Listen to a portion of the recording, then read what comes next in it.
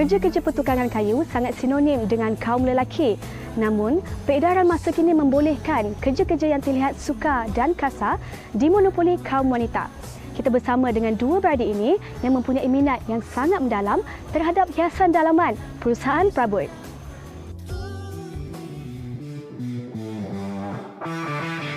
Kecekalan dan ketabahan dua beradik ini ternyata menjadi sumber inspirasi bagi golongan wanita di luar sana mencuburi sesuatu yang baru dan mencabar. Dejo Amon merupakan jenama dari dua wanita yang nekat mencuburi bidang perkayuan dan pembuatan perabot.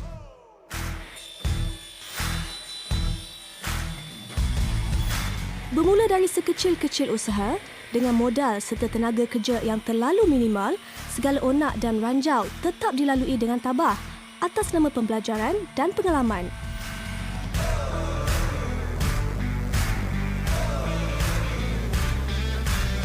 Pada sekolah dulu, saya memang suka kemahiran hidup. Walaupun dalam subjek kemahiran hidup tu mungkin 2 orang saja perempuan, yang lain semua lelaki kan. Tapi saya suka buat benda tu. Lepas tu bila saya dah termasuk di dalam bidang sains.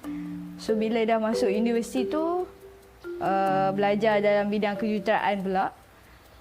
Nak tak nak, lepas daripada kita habis universiti tu, saya dah grad semua, saya belajar apa yang saya belajar tu, saya kerja dalam bidang tu dululah.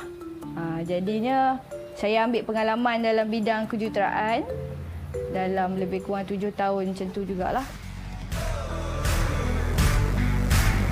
Daripada tingkatan 1 tu, tingkatan 3 okey lagi lah.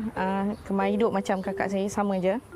Bila masuk tingkatan 4, tingkatan 5 tu tiba-tiba terjebak pula dengan reka cipta. Saya pun tak tahu apa benda sebenarnya. Lepas tu bila dah kita pun, cikgu pun ajar, okey nak buat reka cipta kena macam ni. So itulah macam platform lah. So tiba-tiba SPM pun okey, subjek tu dapat A. Dan terus masuk Politeknik.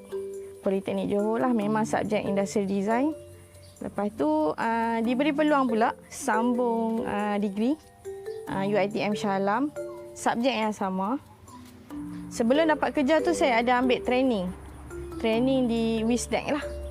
Satu lembaga kayu yang di mana dia memang mengajar cara membuat perabot tu daripada A sampai Z, dan ditambah pula dengan kita mula sebagai designer. Kemahiran, kreativiti dan kegigihan merupakan asas kejayaan dua beradik ini.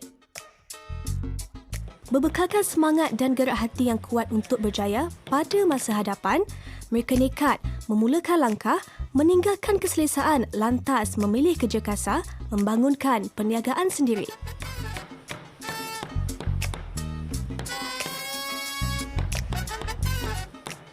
Pada mula-mula dulu memang kita nak dapat ilmu tu susah sikit. Tengok magazin ni dulu. Saya memang minat simpan magazin dalam bidang architecture dengan bahagian hiasan dalaman. Sampai dah bila betul-betul saya dah berhenti kerja dalam bidang oil and gas ni. Jadi saya ambil ilmu tu daripada kolej swasta. Dan saya ambil ilmu tu daripada online classes pun banyak kan. Di overseas juga, di Malaysia pun ada. So, bila kita rasa kita dah lengkap sikit, tapi macam biasalah ilmu ni tak pernah habis kan. So, sepanjang even sekarang ni pun kita masih belajar dan terus belajar. Okey, dari segi persaingan dalam bidang yang kami ceburi, persaingan tu adalah lebih kepada bersaing dengan kreativiti kami sendiri. Okey. Contohnya dalam bidang ni, consider kita ni involve dalam bidang seni lah kan. So setiap perniagaan orang lain dengan kami ni, maksudnya pesaing lain ni, kita kena ada satu identiti sendiri.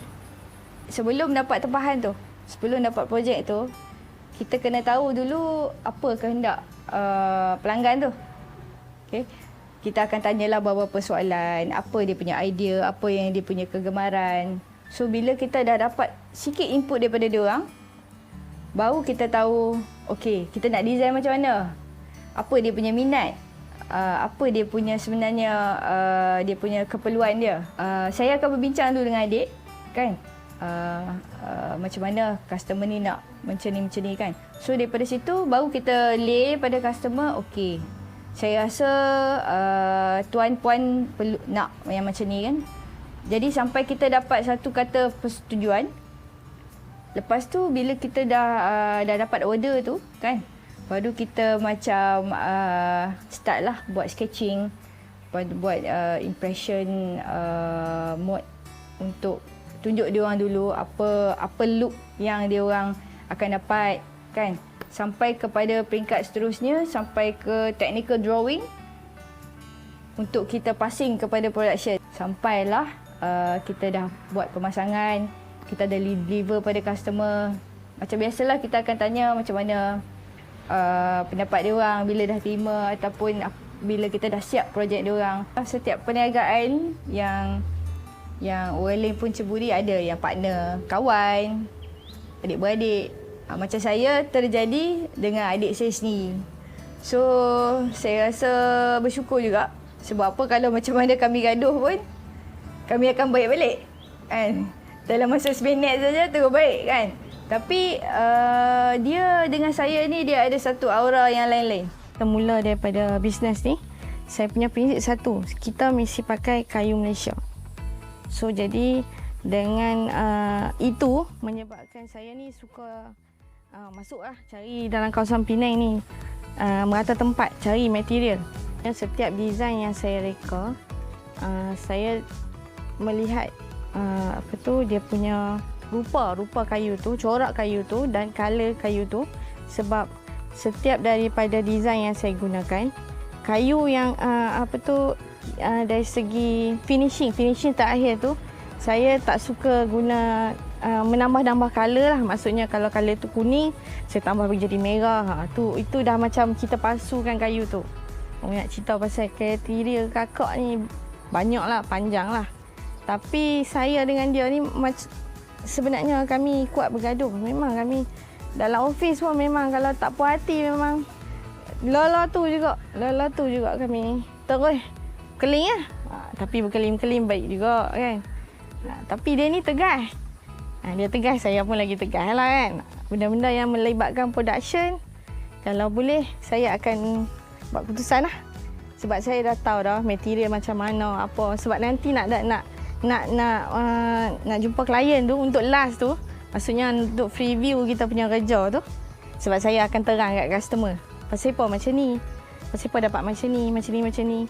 Sokongan, saya dapat banyak sokongan bermula daripada saya belajar pun. So saya punya senior, saya punya mentor yang ajar saya, lecturer yang banyak mengajar saya tu, kira dia orang pun support saya sampai sekarang. So saya macam rasa macam dihargai lah. Kira at least saya dapat mengharumkan nama mereka juga. Dan saya sendiri berjaya, maksudnya masuk dalam industri ni bukannya senang. So nak kekal dalam industri pun bukannya senang. Bukan semua orang boleh kekal dalam industri ni. Dan saya sangat bertuah lah. Mungkin sebab saya pun berminat juga dalam bidang ni, saya dapat setahap yang ni lah. Macam Cik Azura tu selalulah dekat production kan. Memang dengan dia teliti sikit lah. Kalau macam Cik Liz, dia bahagian ni jarang lah dengan dia kan. Tapi dia dua-dua bos yang baik lah. Selalunya maksud sokong bagi nasihat lah. Kalau benda yang elok, maksud sokong. Benda tak elok, kita nasihat lah. Benda tak elok, kita nasihatkan. Kalau yang elok, kita buat lagi jalan yang elok. Dari start mula, maksud sokong ni pun sampailah law ni. Memang maksud sokong lah. Sampai dari tak berjaya, sampai berjaya.